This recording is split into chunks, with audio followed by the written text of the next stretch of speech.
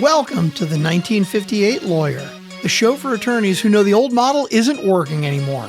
The billable hour, the 12-hour day, the expensive office no one visits. Your hosts, Ron and Rebecca Boxstaller, are here to question all of that and more by exploring smarter, healthier, more flexible ways to run a law firm. No more burnout, no more outdated expectations, just real conversations with attorneys who are proving there's a better way. If you're ready to build a law firm that's profitable and livable, you're in the right place. Now here are your hosts, Ron and Rebecca. Welcome to the 1958 Lawyer, the podcast about the business of law. I'm your host, Ron Boxstaller, joined by my co-host, Rebecca. Today, it's just the two of us, and we're talking about a number that decides whether your firm makes payroll, your accounts receivable. How many times have we talked about this just amongst an hour, 24 years of running them out? Are we going to make payroll? Most attorneys are working hard, billing their hours and leaving a real chunk of the money on the table because nobody wants to have the collections conversation. Rebecca and I have spent 24 years at Amada watching the solo and small firm attorneys wrestle with this. And today we're going to share what actually works, how to collect without conflict, and why your AR is the most important number in your practice. It's true. And I'm going to add, this is a topic that attorneys ask us about privately, probably more often than anything else. Nobody went to law school to have to become a bill collector, and attorneys are generally really uncomfortable with it. So let's talk about how to build a practice where you rarely have to be one. All right, so let's get to it. Rebecca, let's set the table with the big picture. When you say AR is the most important number, what do you mean, and why isn't it revenue or billable hours? Revenue and billable hours are fantastic, but cash is king. And so billed doesn't mean it's in your bank. Revenue on paper is not going to pay your rent. It's not going to pay your payroll. It's not going to pay any of your malpractice premiums. Nope. And you know what else is not going to pay? Your rent. But collected cash will. And I have to tell you, over the past 24 years, I could not count the number of times that attorneys have come to us and have shown us that they have a great book of business and they have money that is going to be coming in, but it has not yet come in. And what that translates to us is us having to then look at our AR and figure out what kind of concessions we can make and how we can work together. And some of that can truly be avoided by just having the policies and procedures in place where collections doesn't become uncomfortable. Yeah, it's many occasions where we became a firm creditor, or not creditor, financier, because they're working hard, they're great business, but they didn't understand collections and what they need to do. In fact, according to Clio's Legal Trends report, the average law firm collection rate is 93%. So for every dollar they bill, they actually collect 93% on average. So 7 cents of every dollar is going out the door. Stack that with the realization and out of an 8-hour work day, a lawyer collects payments on only about 2.4 hours of work. That hurts. Ow. Yeah. People are working way too hard to not collect that money. There's a lot of long hours and late nights, and you need to be compensated for that. But let's walk our listeners through lockup, the number most solo attorneys have never calculated. What is it, Ron? And what does it look like in the businesses that we've watched succeed and conversely fail? So lockup is a reference from the time you do the work and prior to even billing it out to the time you actually collect money. And according to a Clio study, that's 93 days. So you do the work and you're going to wait $93 to see a penny. Or 93 days to see a penny. That's that period of time is called the lockout. So basically, the average firm is carrying about 3 months worth of work that hasn't been paid, and you may not know when it's going to get paid. So if you're doing $300,000 a year in revenues, you're roughly sitting on $75,000 in limbo at any given time. Here's the part that should scare people. The clock isn't neutral. Rebecca, talk about what happens to an unpaid invoice the longer it sits. Well, collection industry data is brutal on this. Your odds of collecting are about 90% inside the first 60 days. But if you go past 90 days, it drops to about 50-50. Past 180 days, you're down to roughly 20%. So time is not your friend when it comes to collections.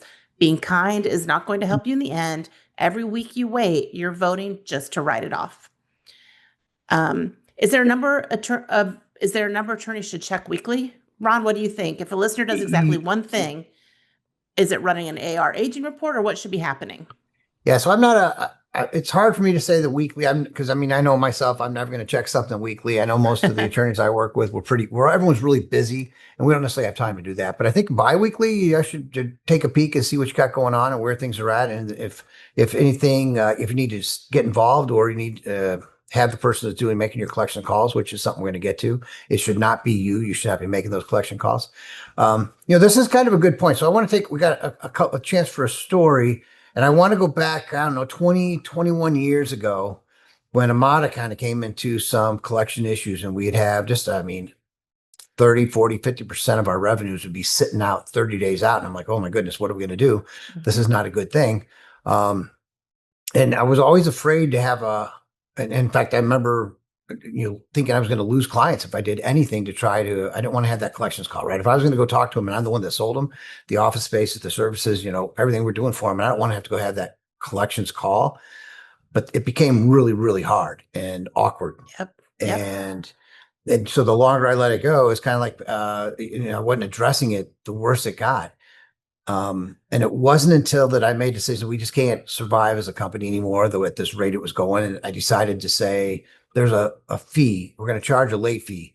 And so if your invoice is due on the 1st and you get it usually on the 10th, so you got basically 21 days to review, contest, and then pay your bill. If you don't pay it on the 1st, you got to the 5th. And that's like the leniency, the period. And then after the 5th, though, we're going to charge a late fee. And it took about 3 months or 3 to 6 months of adjustment for our clients because they'd call and say, oh, hey, you don't mind just waiving the late fee? And I would say, I'm sorry, I can't do that.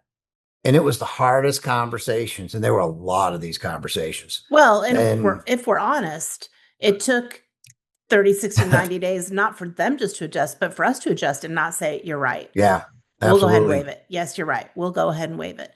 To the point that it almost became something that we had to decide, like, if either stand behind it or don't have it, because it is just easier to go ahead and waive it. It's more comfortable. But go ahead. You're right. It took us a little time because I would say, oh yeah, sure. Eventually I started saying no. And then eventually they stopped asking. And eventually they started paying on time. So we cured our problem that people just started paying because we stopped waiving the late fees. And the funniest thing is we didn't lose any clients because of it. They all just adjusted to what the new norm was. The norm is it's due on the 1st. So you need to pay it. If you mailed it on the 3rd and it didn't get to us to the 6th, it's late. We don't see that as much anymore. We'll talk about some alternative payment ways to actually increase your collections. But you definitely want to address it and be upfront about it. Right. And I think, people go into partnerships expecting to pay and planning to pay. Mm-hmm. But there's also people out there who say, if they don't ask me for it, then I'm not necessarily going to send it. So it is, like you said, you need to communicate it up front, but then have policies and procedures that back up what you need to do to collect that money. But absolutely. Let's move on. So the stakes are clear. Let's get into the without conflict part, which you've mentioned already that you didn't lose clients, so you know how to do this. Because the reason always that attorneys are going to let receivables pile up, it's not because they're lazy, it's because they're uncomfortable with it. And the collections conversation feels like it could be something that causes an argument. And nobody wants to cause arguments unless it's in a courtroom and you're winning. So attorneys don't want to burn a client relationship any more than we do or invite a grievance. So Ron, what do you think tip number 1 is from our playbook? The collections process starts before the engagement letter is signed. That's absolutely. Tip number 1. Yeah. Talk about client selection and setting payment expectations up front, please. All right. And tip number 2, bill like a business. You're running a business. Frequency, clarity, and why the invoice itself is a communication tool, not just a demand for money. You want to make sure that you're being really clear. Another great example, I talked about our accounting firm, the tax group, because, a few times a year you get a pretty hefty bill.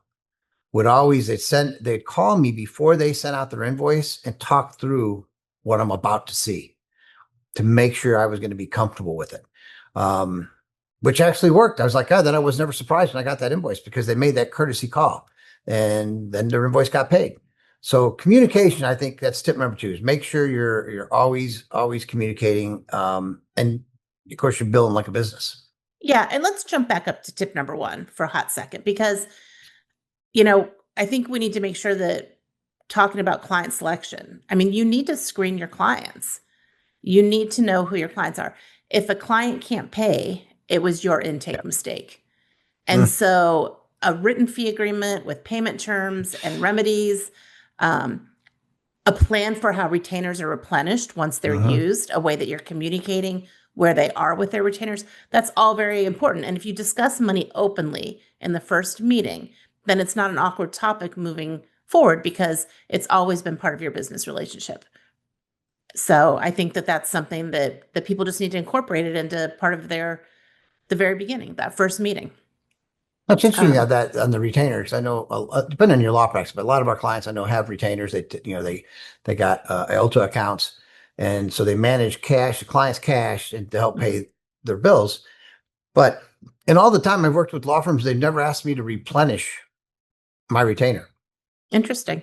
Yeah. So I think it's one of the things they got to make, look, you got a $10,000 retainer and you burned it down to 2,000. You should have some mechanism that says, hey, we need to replenish that retainer and Mhm. get it back up to $10,000 or whatever they agreed to.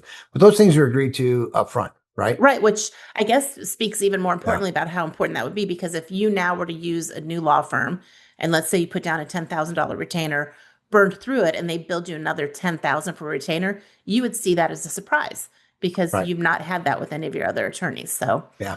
Absolutely. I guess that's even more important why it's important to talk about it up front. Yep. Tip number 3. Make it easy to pay you. It's the lowest hanging fruit in the entire industry. Right, Ron? Yeah. There's another, we go to Clio. They did a lot of studies on this. They found that solo and small firms that accept online payments get paid more than twice as fast. And there's a LawPay 2025 legal industry report found that 59% of firms say simply accepting credit card and debit cards improve their collection rates. This is a solved problem. The tools exist, so use them.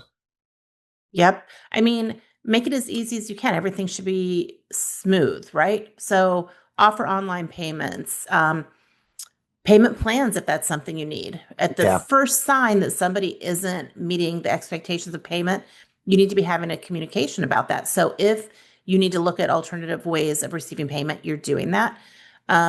Auto payments. I mean, if you can get clients who are okay with you running their card automatically, set it Yeah. up. That Yep. makes it easier for both of you. Real quick, while we're talking about the payments methods, using credit cards, using debit cards, whatever it's going to be, you don't be afraid to charge a fee. Visa and MasterCard are charging pretty hefty fees these days. So there's nothing wrong with having a convenience fee. I know at Amada, there's a convenience fee if you're paying with the Visa or MasterCard, American Express. But if you're paying with your ACH debit card, there's no fee. Right. So you give them 2 options. One has a fee, one don't. But if you're going to be paying with a credit card, I remember back when we implemented the fee for credit cards, what started happening was when we started accepting credit cards, because we were trying to, improve our collections, people started taking their larger, fees, 6,000, 7,000 a month and charging them on the credit card. And then I started going, oh my gosh, look at these credit card fees that we're paying. And they became substantial to the point Mhm. where, we couldn't, it was eroding our margins. So we had to Right. implement a fee. And then a lot of those, and what they were doing is back then they wanted airline miles. They're That getting was, their points. yeah, I was to get my points. I need to get my Yep. points. I'm like, well, it's great. You can get your points, but I got to charge you a fee to get your points. Right. Um, And it's funny because I think when we started doing it, there was part of it that felt um almost like it was, I don't know, that felt uncomfortable to me. But then I had seen it in other places. And I think then you just step back as a business owner and think, everybody is doing this as a pass through. Other people just aren't oh, as upfront about it. yeah. Anybody who accepts credit cards is billing that fee back somehow, whether it's worked into the price up front or it's an additional line item. Um, and I think that's to be expected because once you are a consumer of a credit card company, you realize how those fees can add up really quickly. Oh, absolutely. Absolutely. All right. Where are we going in from here? Let's see. Let's talk about timing. Mhm. So what do we have to lose if we can't collect our invoices in a timely manner? So, net 10, whatever your terms are, net 10, net 30, you want to look to get paid. But if you don't get paid and within the terms of that invoice, what happens at that point? I think that's kind of where we want to go at this point, because I think this is some real information people need to understand that if you're ignoring your collections issues, it's going to get worse and you're never going to collect that money. Right. Because like we talked about earlier, what was it, 90 days? You're at 50/50, and over 180 days, you can pretty much just kiss it goodbye. And Yeah, I think it you're goes accepting from a write-off. trying to think of the numbers. Within the first 60 days, you got a 90% chance of collecting your money. If it goes from 60 to 90, you get a 50-50 chance collecting. If it goes past 90, there's a 20% chance of collecting. Yep. That's a huge drop off. So you don't want it to go past 90. You want to make sure you're staying on it. And talk to your clients. If it comes to that point, you want to talk to clients, and if they need a payment plan, you're better off putting together a payment plan and working something out with them to get the money or get some Right. portion of that money. And you don't wait until then. So, what you need to do is kind of build your own procedure. How are you going to handle this to, kill them with kindness while you're getting their money and collecting from them? So you start a cadence, you start with a really friendly reminder. You can send it as an email like, hey, Yeah. You're 10 days late. Just wanted to make sure that it's on your radar. By day 30, maybe you're not sending emails any longer, but you're calling them. And when you call them, I think that this is beneficial in every aspect of anybody's life. But when you start a conversation that can be hard, lead with curiosity. You're not going to accuse them of anything. You're just genuinely wanting to know what's happening. So whether that's that they are having their own collections issues, which is now impacting you, or maybe their non-payment was due to an issue that they had that they've not felt comfortable bringing to you. Yeah. And so leading with curiosity as opposed to just a real brutal collections call allows the whole conversation to happen. And then both parties can make decisions and work through it in a way that feels more like teamwork than people being against each other. Now, that's a great point, because I remember we had Mary Rose on our team for many, many years. Happiest person you've ever, just super happy. And she'd make those collection calls. And I just like, gosh, she was so friendly and happy and bubbly, but collected money. She's like, oh my God, it was amazing. So yeah, you definitely get a lot farther being nice and kind and sending kind messages. And I remember, we had to redraft some of our automated messages that went out for collections, like every third day, fifth day. Hey, make sure you pay before the end of the day. You're going to see a late fee, and then like the seventh day that where you're at. But making them really nice really changed. People wanted to pay you, so that really helped our collections. Was making those messages. It's good to get them out there. And I remember the same people always called every month saying, "Hey, I got this message," and it'd be like, because you haven't paid yet. Yeah. Well, and that's the other thing too, is utilize your billing system to send out the notices. I mean, automate what you can. Also, though, if you go back to Mary Rose, sometimes I think that people maybe were slow to pay just because they wanted her to call and talk to them, because everybody liked her so much that they weren't mad that she was calling and asking for money, because they were just happy to talk to Mary Rose. That was their monthly call. She was really with Mary good at Rose, everything she did. and they'd write a check and life was good. It's funny. Yep. That's good. Well, let's kind of, as we're leading into that, what are some of the mistakes that turn money problems into legal problems? And I think this is, you can't beat your clients with a club to get the money, right? You got to be very, very kind. And here's one of the biggest mistakes. We're going to talk about, because attorneys generally are litigators. They want to go, first thing they want to do is, I'm going to sue. And there's a couple different stats out there. I think we're going to get to them here in a minute of the show. But when a lawyer sues a client for unpaid fees, it's very often comes back as a malpractice counterclaim. Published estimates range from about 1/3 of all malpractice claims started life as counterclaims to fee suits. And then it goes up to 40, 60 in a couple other studies. So the bottom line is, malpractice underwriters treat, have you sued? I mean, it's a quote, right? Have you sued a client for fees as grounds to decline or surcharge coverage?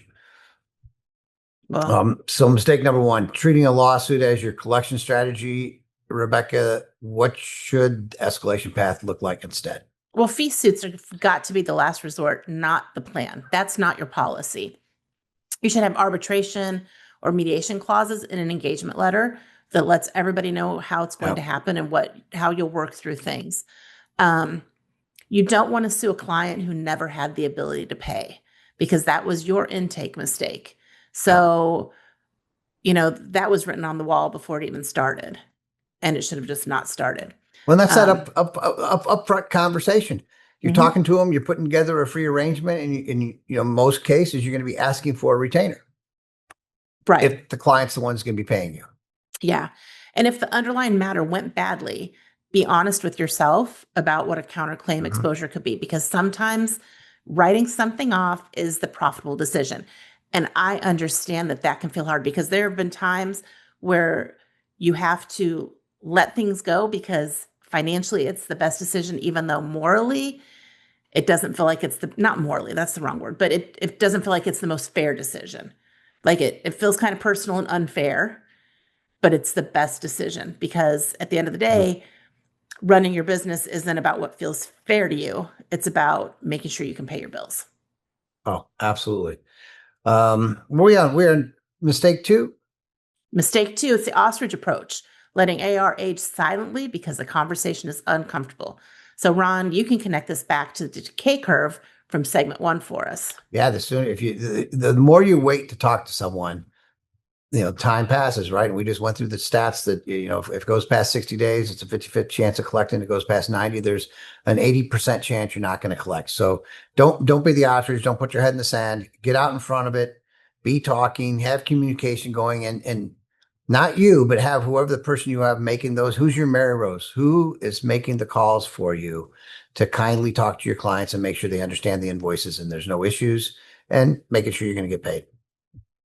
Right. Then I think that's kind of what covers on that. You don't want to, you can't ignore the problem. It's just going to get bigger and bigger and bigger on you. Right. Avoidance isn't kindness. Yeah. And remember, you did the work. You deserve the money. And also, are you continuing to do work, but there's fees left unpaid, in which case you need to figure that out because if you're never going to be able to collect those, then maybe it's time to stop putting more of your time into it as well. Yep. So yeah, communication is key all the time. Mistake all 3, the time. billing hygiene failures that create the disputes in the first place. Bring us home on this issue. Well, your invoicing and how you invoice is really what sets the stage for all of this after that initial meeting where people know what the expectations are. So you can't be too vague. If somebody gets a bill that says 10 hours research, that's not really enough. So you need to have the matter, you need to have the detail of how the hours are spent, you need to detail who did the work on your staff. Nobody wants a surprise bill. So, if the scope of a work has changed, you need to make sure that you're talking about that and probably documenting it. So as you start to bill for that new scope, people aren't asking what's going on, 60 days down the road when they don't remember that the scope of the work changed. And, sloppy billing, errors in billing will slow down billing more than anything, because once people start feeling like they need to go through every invoice with a fine tooth comb, it's going to slow down getting paid and it's going to take away some of the trust. That has me, get a sidetrack real quick. Thinking through some of the conversations I had on collections when people call me, and that's when they have issues with the work product. It's 90 days down the road. A paralegal did a bunch of work. Maybe they put in 20, 30 hours for the client. The client got the invoice and didn't hear from the client. Of course, we didn't do a good job of communicating and talking to the client. And then 90 days later, when someone's trying to call and collect, like, I didn't like that work anyway. It wasn't very good. Well, that's not the time to have that conversation, right? If you don't like something, you should be talking to them right away. But our company motto should have been calling the client and saying, hey, we want to talk through this invoice real quick before you get it. Then know what you're going to get. So it's kind of like I said, our accounting firm does for me. That's exactly what we should have been doing back when we were having those issues. And then all of a sudden we don't like the quality of the work 90 days after the work's already been submitted and used on a case. Right. Yeah. So, the more detailed your billing can be and the more conversations, and at the very least that call it 30 days, which is an opportunity to bring that up as opposed to 180. All right, Ron, rapid fire to finish. One thing each. The single collections habit you'd install in every solo practice tomorrow, if you can. I want to say collections, but let's just put it right up the front. Talk about it in the engagement letter, what the expectations are. Be really, really clear about it. And then also, if something goes wrong, make sure they know to reach out. Let's talk about it before it becomes an issue. Yeah, I would say making an accounts receivable review something that you put on a reminder for yourself to do regularly, and knowing that once you hit 60 days, that money is just going to start being harder to recover. So get to it as soon as you can. That would be my quick tip. This is mid-year, kind of in the middle year. We're in July now, and we've kind of gone through looking at your taxes, start evaluating where you're at for the year. Most of us are like, hey, it's where we're at for the year. We know we're kind of get an idea where we're going to finish. So talk about retirement planning, those things. We've kind of gone into collections. Last week we talked about accounting, CFO, numbers, a lot of finance. Next week, we're going to be talking about the different billing models that are out there today. We got Bill Reynolds coming in. Bill's professor over at Chicago-Kent College of Law, also runs his own ERISA practice. So very, very attuned as what's happening out in the market with different billing models. So look forward to next week. A great conversation with Bill. Any other points you want to hit out today, Rebecca? No, I think that, we've watched a lot of firms get it right, and we've watched firms get it wrong. And it was hard to condense that into 30 minutes, but I think it's an important thing to talk about. And just remember that because something's uncomfortable, probably means that it needs to happen for sure. If it makes you uncomfortable, you need to do it. Here's lesson learned. I'll share my last lesson. If it's uncomfortable for you and you're not good at it, find someone that is. You shouldn't be making those collection calls yourself anyway. This is where I talk to a lot of people about using a modest fractional support person. A fractional admin can make these calls. They can assist with these things. This isn't something for a bookkeeper. This isn't something for a CFO. This is something for an admin person that has those skills. And that's exactly what a fractional admin has. So hire an Amada fractional admin to assist with your billing, but also to make your collections calls. Be friendly and nice with your clients and keep you out of that loop. Takes the personal feelings out of it. Absolutely. That's all we got for today. Great conversation. RB, really appreciate that. I know both of us got a ton of experience in working and figuring out ways to make collections work successfully. And here we are 25 years later, and it's going really well. So if you're running your practice, if you heard something today, it makes any sense to you, please, give us a call if you got questions, but implement something to improve your collections. So that's all we got now. If you enjoyed the show, please subscribe, leave us a review, and share it with a colleague who could use it. The 1958 Lawyer is brought to you by Amada. For more than 30 years, Amada has helped law firms of all sizes do more with less. Built on the 5 pillars: fractional support staff, virtual office options, office space, legal community, and marketing support. Whether you're a solo practitioner just starting out or an established firm looking to the right size your overhead, Amada gives you the infrastructure of a big firm without the big firm price tag. Learn more at amadacorp.com. Until next time, work on your firm, not just in it.